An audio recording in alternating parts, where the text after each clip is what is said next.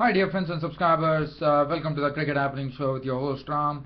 And well, what I'm going to do in this cricket show is I'm going to do a brief preview of the second T20 match which is going to be played between England and New Zealand. It is going to be played at Seddon Park in Hamilton. Now Seddon Park in Hamilton will be remembered for one thing, and that was a match between South Africa and New Zealand, and this was a site where Richard Levi, a little known batsman at that particular time from South Africa, who actually holds the record for the fastest T20 century ever in the history of T20 cricket. As you know, Richard Levi actually made 170 not out in that game. He struck 13 sixes.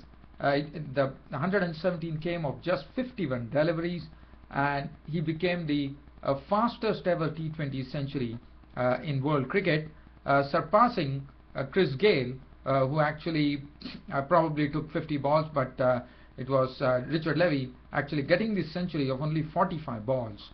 So that this ground, if one would remember, it would be remembered for that phenomenal record which stands in the name of Richard Levi of South Africa, the fastest T20 century in T20 cricket. Well, the other thing, this particular game, which is going to be played at Seddon Park in Hamilton, is also going to be full of runs. The reason being, the ground is going to be small. So what we saw in the previous match, where England just failed by 2 sixes to equal the world record for the highest number of sixes hit in a single innings in T20 cricket, well, England would get probably another opportunity now to go to that world record of 17 sixes. Yes, they would be crippled because Ian Morgan is a doubtful starter, and Ian Morgan's place could be taken by Joe Root. But again, let me tell you, Joe Root is also a good player. He has already proved himself in all the 3 formats of the game, and he would be raring to go. Now, the good thing for England is they are 1 up in the series, and they would be probably thinking that they would be, if at all they bat first, they have to put in excess of 200 runs, because both the teams would be capable of chasing 200 runs on this very leaky, runs leaking pitch of Seddon Park in Hamilton. And as I said, the boundaries are going to be small, and you might have one more run feast coming in tomorrow. But for New Zealand, they are the ones under real pressure, because they have to see to it that they actually level the series tomorrow. Well, if they don't level the series, then it would be curtains for New Zealand in this T20 series, and England would have taken the T20 series, and that would be a morale booster for England going into the test matches and one-day internationals subsequently. As you know, the third one-day T20 match is coming up between New Zealand and England at Wellington.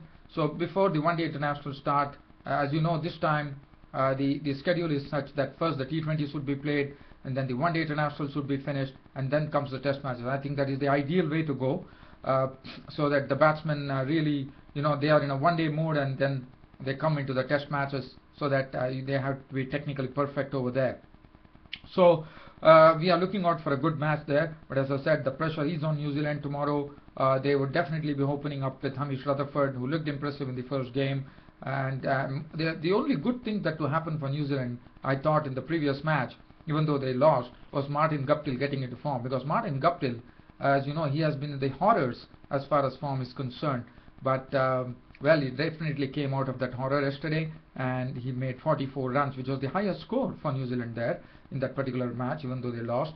So Hamish Rutherford and Martin Guptill will open the innings, and that will be something that Martin Guptill will like to carry, because he has been passing through a pretty lean phase, and I'm sure Martin Guptill now wouldn't like to look back. Probably, in fact, his primary aim might be that tomorrow he has to go over 44 runs and probably make 70 odd runs tomorrow. Now Brendan McCullum, well, he's definitely a very good captain. As you know, he led his team to one-day international victory over South Africa. So that was a great feather in the cap for Brendan McCullum. Anybody beating South Africa, I'm sure they'll be proud of it, and Brendan McCullum also could be definitely pretty proud about that. And he would also like to really do something with the bat tomorrow. And Ross Taylor is the other batsman who is there. Now Ross Taylor is one who has actually come back into the team. Well, he didn't do well in the first one-day international, that is the first T20 match, but I'm sure he would like to right the wrongs there, because it was a very dismal start for Ross Taylor as far as making back to the team was concerned, because what happened was he actually dropped 2 catches. He didn't contribute to the bat, but he would like to really turn it around in this second T20 international in Seddon Park in Hamilton, where he would like to make lots of runs and also put up a good display on the field. And then we have Grant Elliott probably might be entering the team. He's an all-rounder, and he could be a real good bits and pieces all-rounder. Colin Munro, slowly, but it's time. I mean, for him it's a learning experience, so one can understand. But Colin Munro is looking to be a promising all-rounder in the making. And then James Franklin. Now, James Franklin, you know what a part he played against South Africa. The way he comes in and galvanizes the lower order. And then they have Nathan McCullum, who is also a useful bat. But the other day, well, his bowling was a lot to be desired. But I'm sure Nathan McCullum would come up a much better bowler. Yes, there is definitely pressure on all the spinners. The reason being the boundaries are going to be short and the batsmen are going to go hell for leather. Then we have, as far as the pace bowling department is concerned, Trent Boult, who made his debut in the previous first T20 match the other day, would actually share the ball with Mitchell McClenaghan, who had an impressive outing there in South Africa, and also Ian Butler, who is much experienced, so he comes back into the team. So that will be very good to watch how the New Zealand bowlers bowl. So as I said, the test is for the bowlers. As far as the English and New Zealand bowlers are concerned, that is a real test for them, because when the boundaries are short, you always have the ability, even like what do you call miss hits can carry for sixes and boundaries.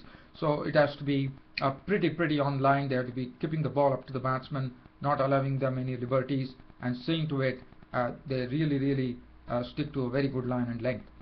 And as far as England are concerned, England, well, they have to really they would like to carry this form forward. As I said, if they could actually get a win the second 2020 match, that would be something that they would definitely take it. Now for England, the only problem that happens with Ian Morgan is a doubtful starter. Now Ian Morgan would have loved to play on this particular match, but he can hit some big sixes, but unfortunately he's a doubtful starter. And then they have Alex Hales and Michael Lumb will actually open the innings. As you know, England batsmen did pretty well in the previous T20 international, so they would like to really carry on in the same form, in the same vein. Alex Hales, Michael Lumb, Luke Wright was absolutely superb the other day. Johnny Bairstow is also a very good hitter of the ball. Josh Butler can also play those big strokes when the time comes. And then they have Samit Patel, Stuart Broad, the captain, who bowled excellently. As you know, he made his T20. After making his comeback, he had the best figures in T20 cricket in T20 cricket for himself. So that is something that Stuart Broad would be pretty happy about. And then they have James Treadwell. As I said, the spinners are the ones who are going to be under real pressure, because James Treadwell and Nathan McCullum on either side, they didn't do well with the ball, and there's another real pressure match for the spinners, I would say. And then Stephen Finn and Jern Dernbash would actually share the new ball. And Dernbash, well, he has all his tricks up his sleeve. He has lots of variations. And Stephen Finn is also a wonderful bowler. So we are going to have a very good match. As I said, it is going to be lots of runs. It's going to be another run feast, and I'm sure the fans, friends and subscribers would all be glued to the TV sets to really watch this run feast unfold here at Seddon Park in Hamilton, where the second T20 match will be played. And as I said, if England take it, England would have taken the T20 series, but New Zealand are the ones who are under pressure, and I'm sure New Zealand would put they would do their best tomorrow to actually get a win under their belt and level the series. Well, so just leaving from there, just talking about the game, the tour match, where, as you know, the second test, as you know, South Africa crushed Pakistan in the first test match and took a 1-0 series lead. And as you know, there is a match which is going on just before the second test between the Emerging Cobras and Pakistan. So, Emerging Cobras made 156 in the first innings.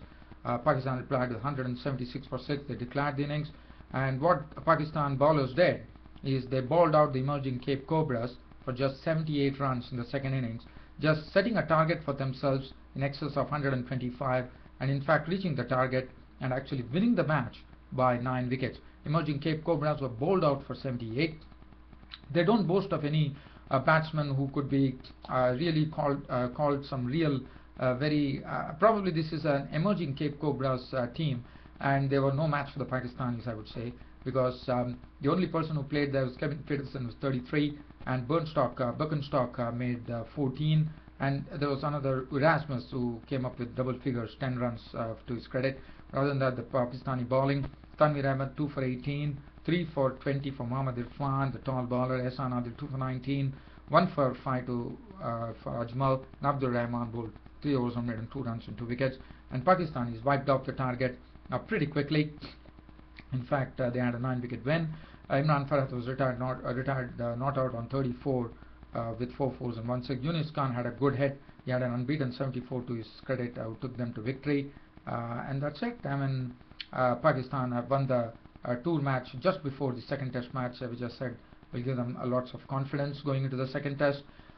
Well, dear fans, friends and subscribers, there's nothing else to really talk about as far as cricket is concerned. On this note, your host Ram is ending the cricket show for today. See you all tomorrow in your next Cricket Happening show. Until then, it's goodbye. Thank you.